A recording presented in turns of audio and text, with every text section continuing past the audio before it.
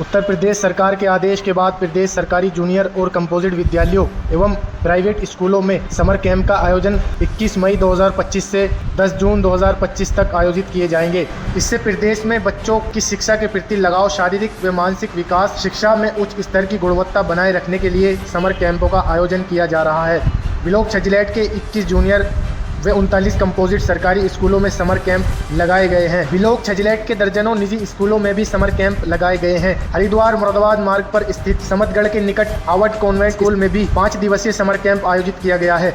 Harvard convent school एक English medium school है जिसमें नर्सरी से 12 तक बच्चों को शिक्षा दी जा रही है। अपने स्टूडेंट्स को हार्वर्ड हर प्रकार की बेहतर से बेहतर एजुकेशन दे रहा है।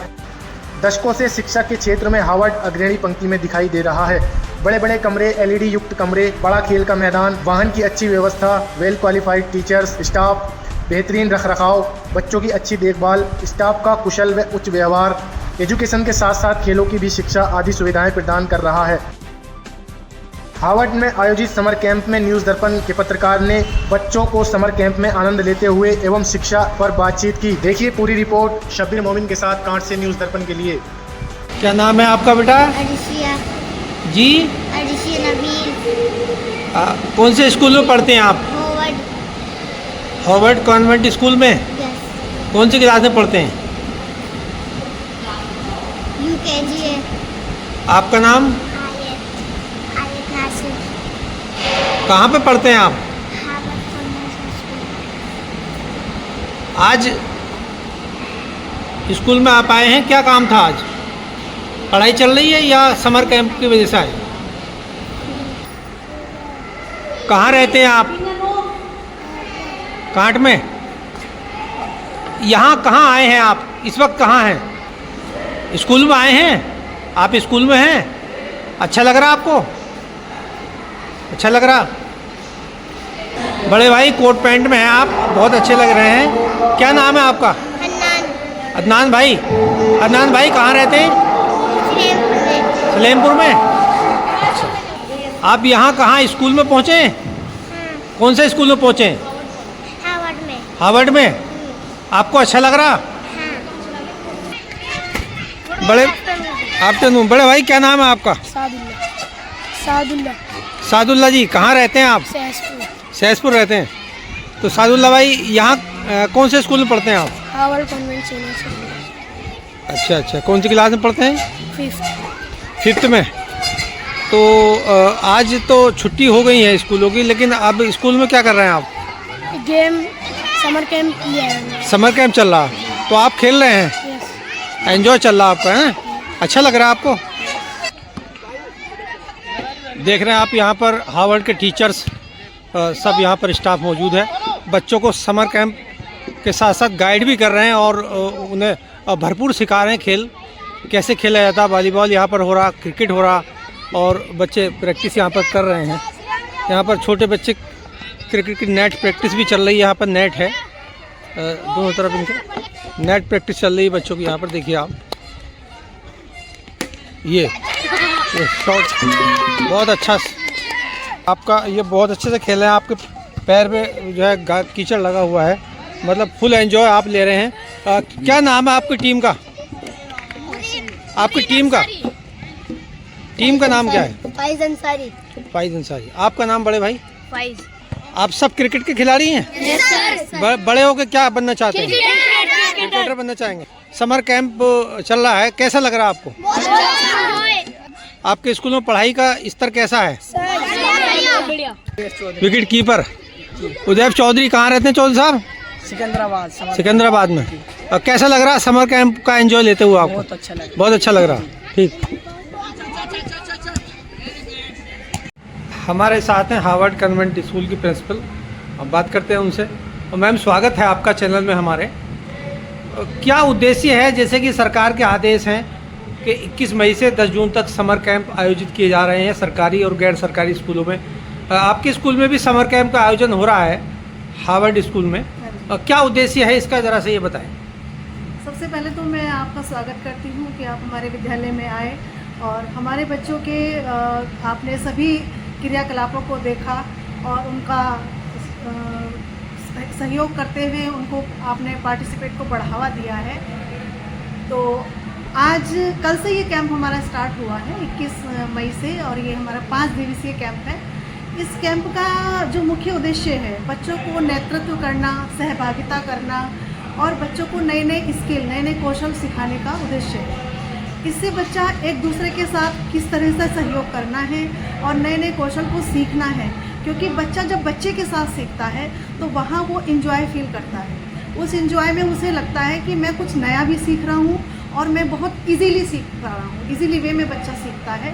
तो उस समय वो खुशी और मनोरंजन के साथ में उन नए कौशल को सीखता है।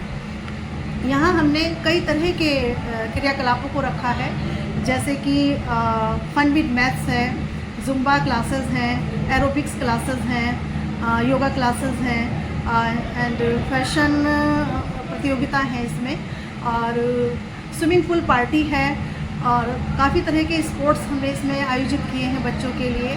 और डे बाय डे हम ये नई नई एक्टिविटीज़ इसमें इंक्लूड करते जा रहे हैं, क्योंकि बच्चे हमारे इसमें काफ़ी बढ़ चढ़कर भाग ले रहे हैं। अभी तक 500 स्टूडेंट्स इसमें प्रतिभाग कर चुके हैं और अभी कल नए और स्टूडेंट्स जुड़ने की संभावना इसमें आ रही है।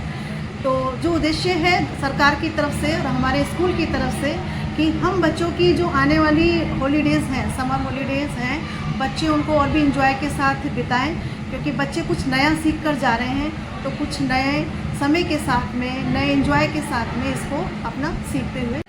कि इस आह्वान के बाद के समर कैंप आयोजित किए जाएंगे प्रदेश भर में।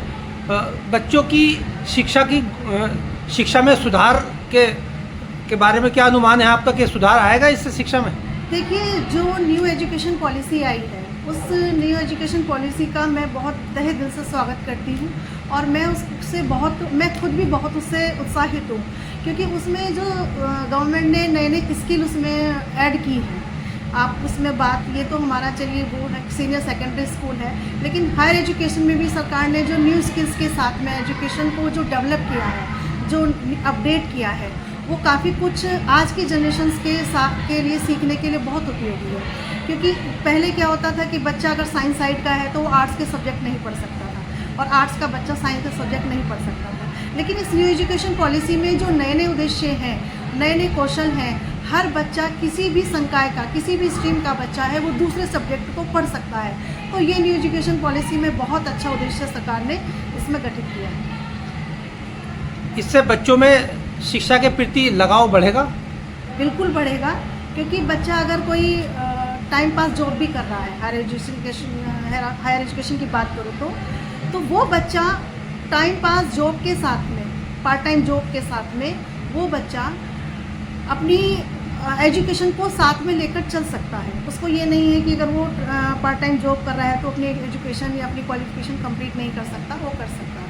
और अगर मैं बात करूं एकेडमिक लेवल पर, तो एकेडमिक लेवल पर भी ये चीज़ें हैं कि बच्चा अपने साइंस के सब्जेक्ट में दूसरे सब्जेक्ट ले सकता है, तो वो एक साथ 2 संकाय के सब्जेक्ट पढ़ रहा है और वो अपने करियर में 4 चांद लगा सकता है। मैं हार्वर्ड की बात करूं तो हार्वर्ड के ये सत्र चल रहा है, एडमिशन शुरू हो गए हैं, तो क्या लग रहा है आपको कि आपने कुछ नई चीज़ें स्कूल को देने का प्रयास किया है? बच्चों को नई शिक्षा, नई तकनीक से आप किस तरह से दूसरे स्कूलों से अलग शिक्षा देने की कोशिश करेंगे? देखिए, मेरा जो उद्देश्य है वो ये है कि हर बच्चा पढ़ेगा तभी वो बढ़ेगा, और यहाँ ये मैटर नहीं करता कि अगर पेरेंट एजुकेटेड नहीं है तो उनका बच्चा नहीं पढ़ेगा।